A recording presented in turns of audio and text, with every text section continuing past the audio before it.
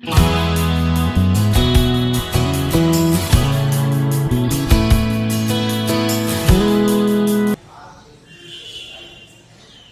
Morning, welcome to all. हमारी आज की क्लास में आप सभी का स्वागत है। हमारा आज का लेसन है प्रभु तुम मेरे मन की जाने। जैसा कि नाम से ही स्पष्ट है कि यह एक हृदय की संवेदनाओं को समर्पित कविता है, जिसमें एक भक्त स्त्री यानी एक भक्तिन अपने प्रभु से अपने मन की बातों को साझा कर रही है, शेयर कर रही है। ये कविता लिखी गई है हमारी महान कवयित्री सुभद्रा कुमारी चौहान के द्वारा।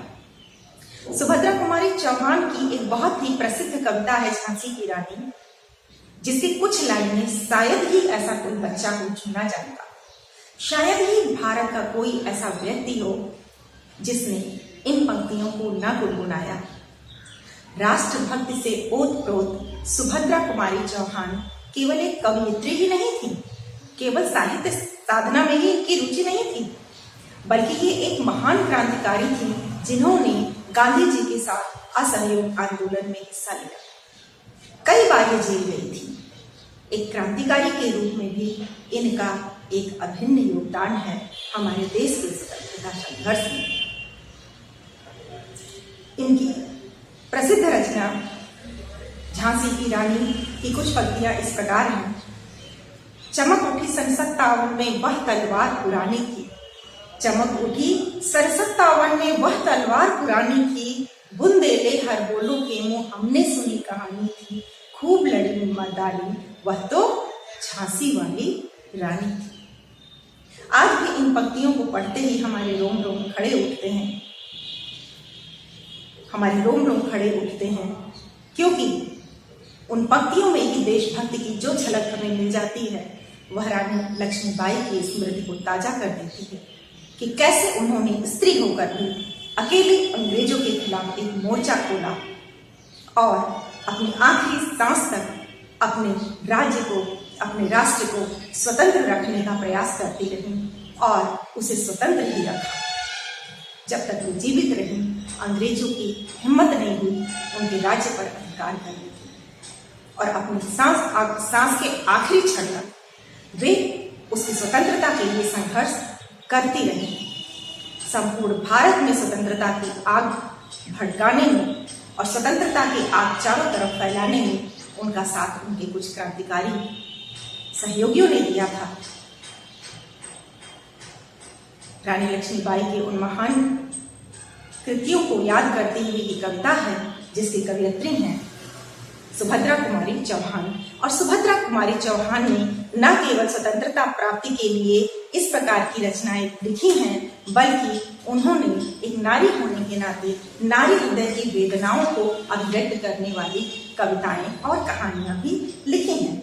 मुख्य रूप से इस कविता में उन्होंने एक स्त्री की उन भावनाओं को चित्रित किया है जिसको हमारे प्राचीन काल में, विशेषतया मध्यकाल तक यह व्यवस्था समाज की रही कि जिसमें जाति पात के आधार पर, ऊंच नीच के आधार पर, ऊंची जाति नीची जाति के आधार पर समाज में वर्ग भेद विद्यमान था, जिसके कारण बहुत से लोग इस अत्याचार के शिकार होते थे, इस भेदभाव के शिकार होते थे, जो कि मानवता के विरुद्ध है।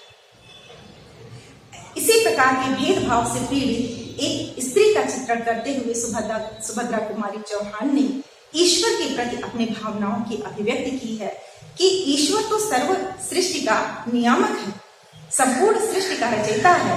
तो जब उसने मनुष्यों में कोई भेद नहीं किया, प्राणियों में कोई भेद नहीं किया, सबको एक समान बनाया, तो फिर मनुष्य अपनी सामाजिक व्यवस्था में इस प्रकार जाति पाति के आधार पर, धर्म आदि के आधार पर भेदभाव क्यों करते हैं, और उस भेदभाव से ग्रसित जो जनता है उसके मनोभाव क्या है, इसी को अभिव्यक्त करती हुई ये कविता है, जो हमारी तत्कालीन व्यवस्था को उजागर करती है कि कैसे तत्कालीन व्यवस्था में मंदिरों तक पर उच्च वर्ग का प्रतिनिधित्व रहता था और समाज के निम्न वर्ग माने जाने वाले लोग उन मंदिरों में प्रार्थना करने अकेले नहीं जा सकते थे, स्वयं अपनी इच्छा से नहीं जा सकते थे, उसके लिए उन्हें प्रतीक्षा करनी पड़ती थी कि या तो उन्हें आज्ञा दी जाए या फिर उन्हें मना कर दिया जाता था। ऐसी स्थिति में एक भक्त हृदय स्त्री अपने भगवान से क्या क्या प्रार्थना करती है, अपने ईश्वर से अपने किस प्रकार के मनोभावों को व्यक्त करती है,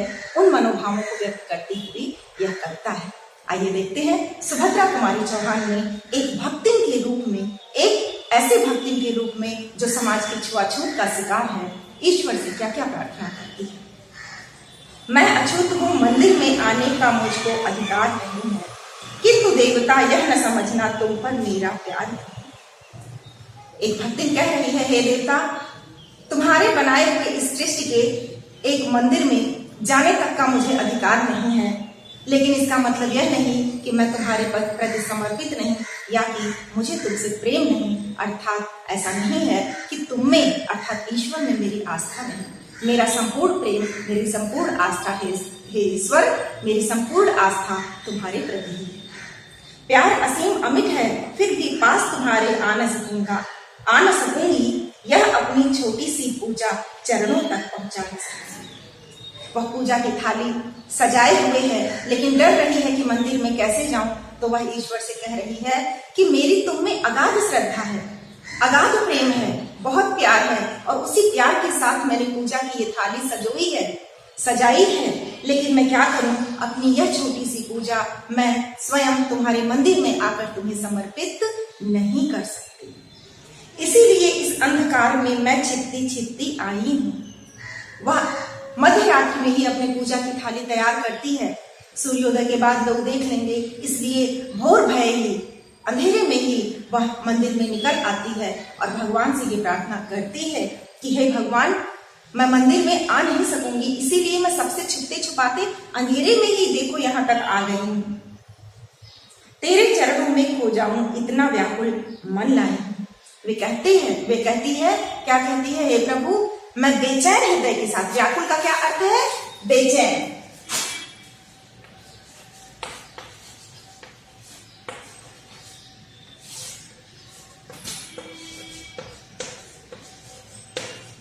आप शब्दार्थों पर भी विशेष ध्यान दीजिएगा।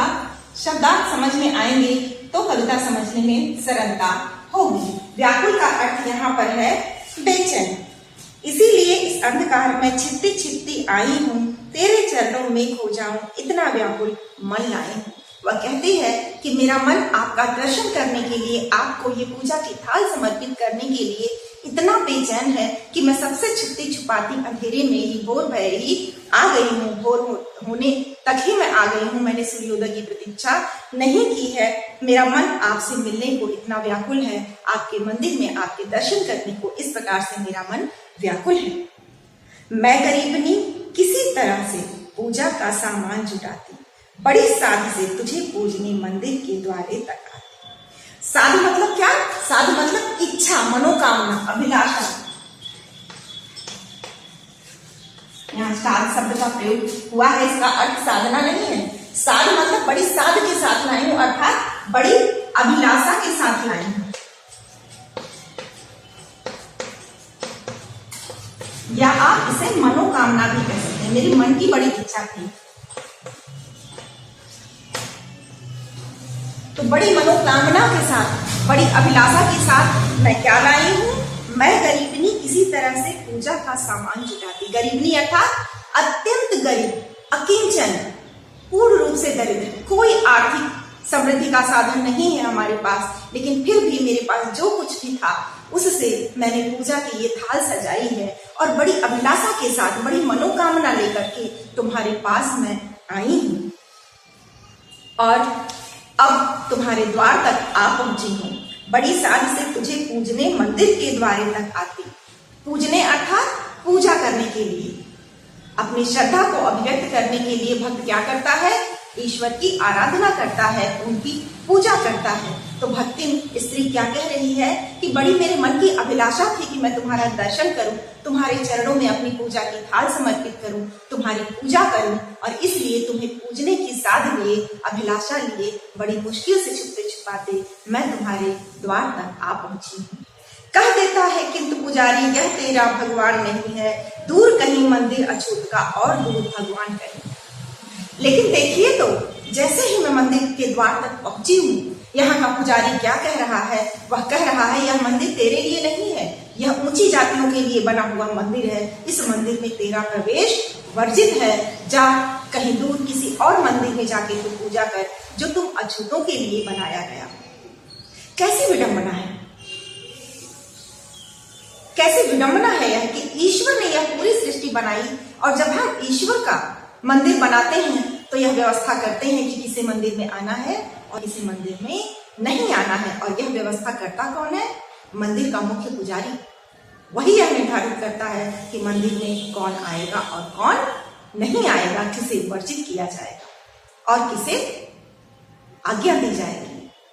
जब वह भक्ति बड़ी साधु लिए, बड़ी मनोकामना लेकर भगवान के दर्शन को, उनकी पूजा करने के लिए आती है ताकि वह अपनी श्रद्धा भक्ति को समर्पित कर सके, तो पुजारी उनसे कह देता है कि यह मंदिर तेरे लिए नहीं, जा कहीं दूर जा, तुम अछूतों के लिए तो कोई और मंदिर है। अछूतों यानी जैसा कि मैंने आरंभ में आपको बताया कि जो मध्यकालीन समाज में व्यवस्था जाति पाति की थी, वह ऐसी थी कि उच्च और कुलीन वर्ग कहे जाने वाले लोग मंदिरों पर आधिपत्य रखते थे और निम्न जातियों के लोगों को मंदिरों में प्रवेश वर्जित रखते थे।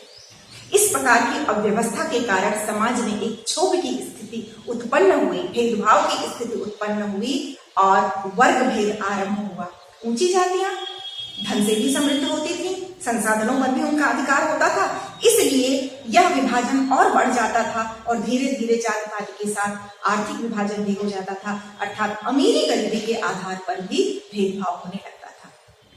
यह गरीब वर्ग का है, यह अमीर वर्ग का है, यह उच्च जाति का है, यह निम्न जाति का है, यह मेरे जाति का है, वह तुम्हारे जाति का है। और इस प्रकार धर्म और जाति के भेदभाव ने मनुष्यों को अपने आप में ही बांट दिया और कुछ मनुष्यों को अछूत घोषित कर दिया। उसी अछूत अर्थात जिसे छुआ न जा सके, उनका प्रवेश मंदिरों में वर्जित था, उनके साथ छुआछूत का संबंध नहीं रखा जाता था, अर्थात उनके छुए हुए किसी भी वस्तु को मंदिर में दिया नहीं जाता था या खान पान के लिए भी आपस में एक साथ प्रयुक्त नहीं किया जाता था।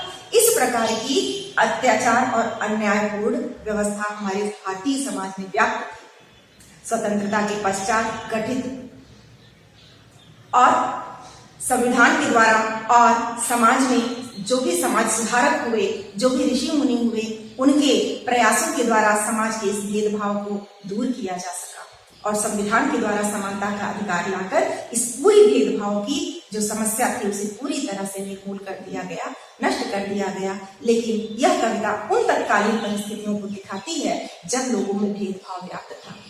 तो यह भक्ति जो मंदिर के द्वार तक जाती है, उसे पुजारी यह कहकर लौटा देता है कि जा तेरा भगवान कहीं दूर किसी मंदिर में है, यह तेरा भगवान नहीं है, यह तो हम लोगों का भगवान है, हमारे भगवान की मूर्ति है, इसकी पूजा तो हम लोग करेंगे, तुम जाओ किसी और मंदिर में पूजा करो जहां तुम्हारे लिए भगवान है। यह कैसी विडंबना है ईश्वर की बनाई हुई दुनिया में। एक पुजारी ही कहता है, एक मंदिर का पुजारी कहता है कि इस स्थान पर तुम्हारा प्रवेश वर्जित है क्योंकि तुम अछूत जाति की हो, तुम्हारे साथ छुआछूत का मेरा संबंध नहीं, इसलिए तुम जाओ कहीं और किसी और मंदिर में पूजा करो। आगे भक्ति के साथ क्या घटना घटती है और वह अपने किन किन मनोभावों को ईश्वर के समक्ष अभिव्यक्त करती है, इसका वर्णन हम अगले भाग में करेंगे। तब तक प्रतीक्षा कीजिए।